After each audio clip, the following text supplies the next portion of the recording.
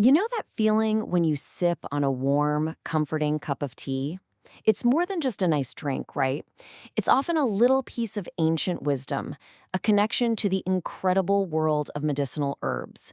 So today, we're going to open up that natural pharmacy. We're going to explore the kind of knowledge that literally grows in your backyard and ends up in your cup. Let's dive in. There's this amazing old saying, goes all the way back to the time of Charlemagne, that just nails it. It says, herbs are the friend of physicians and the praise of cooks. I mean, how perfect is that? It really shows you how these plants work on two levels. They're here to help us feel better, and they make our food taste incredible.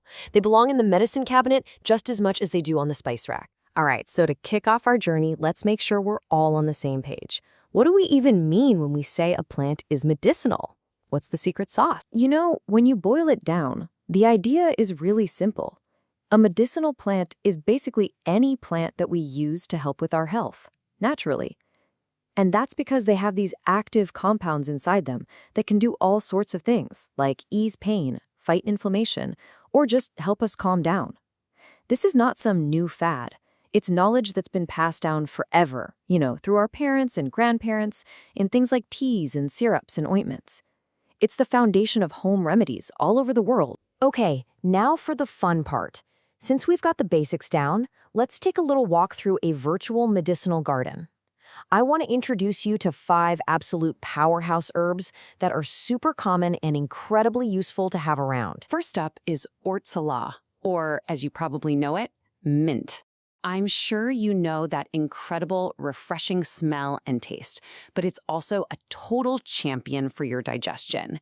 It's amazing for helping with gas and bloating, settling an upset stomach, and get this, it's even been used traditionally as a natural dewormer. A really versatile and just invigorating herb. Next, we've got a total classic. Chamomile. These little daisy-like flowers are just legendary for being so calming. A cup of chamomile tea is the absolute go-to for dialing down anxiety, helping you get to sleep, and gently soothing things like stomach aches. It's really like a warm hug in a mug. All right, now for something with a little more fire, jengibre, or ginger. This gnarly-looking root is an absolute giant in the world of natural medicine.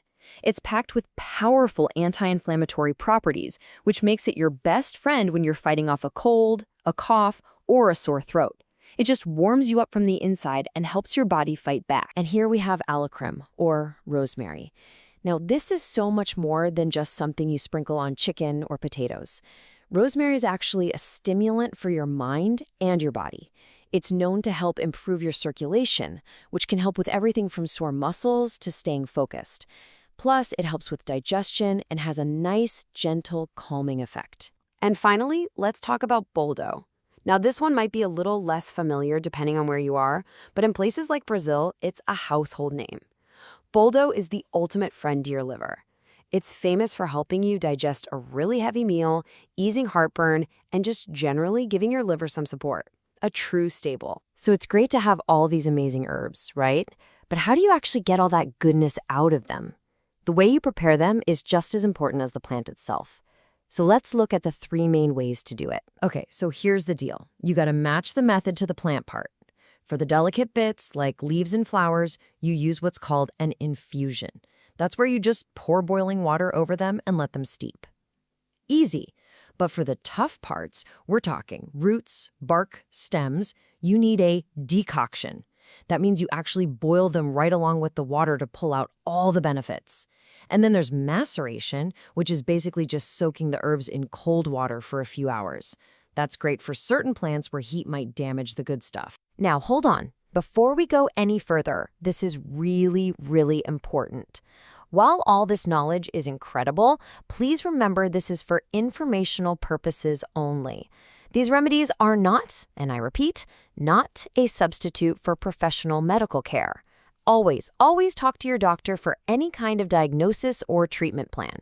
Okay? Okay, with that very important point made, let's talk about getting our hands dirty. Seriously, one of the best things you can do is grow your own medicinal herbs. It connects you to the whole process and, let's be honest, you're getting the freshest stuff possible. And hey, you don't need a massive garden to do this. Here are some super simple tips to get you started. First, just find a spot that gets good sunlight and has some air moving through it. Make sure your soil is good and drains well. Most herbs hate having soggy feet. You can start with seeds, or even easier, just get a little cutting from a friend's plant. Water them, but don't drown them. And last but not least, just give them a little space to grow. It's really that simple to start your own little pharmacy right at home. This brings us to what might be my favorite part of this whole topic. Because this isn't really just about plants. It's about people, it's about community, and it's about the incredible knowledge that we share with each other. And this picture really tells that human story. A lot of the info we've been talking about actually comes from this amazing project in Brazil called Mente Ativa, which means active mind. In this project, the elders in the community all came together to share what they've learned over a lifetime of using these plants. They actually created a little booklet to make sure that wisdom wasn't lost and could be shared with everyone. And that, right there, is the heart of it all. Using these herbs isn't just about making a home remedy. It's about taking part in a living, breathing tradition. It's the knowledge a grandmother shares with her child, who then shares it with theirs. It's a beautiful and powerful legacy that just keeps going. So I'll leave you with this one question. Just take a look around you. Maybe in your garden, a local park, maybe even growing out of a crack in the sidewalk. What piece of nature's ancient healing wisdom are you going to choose to rediscover today?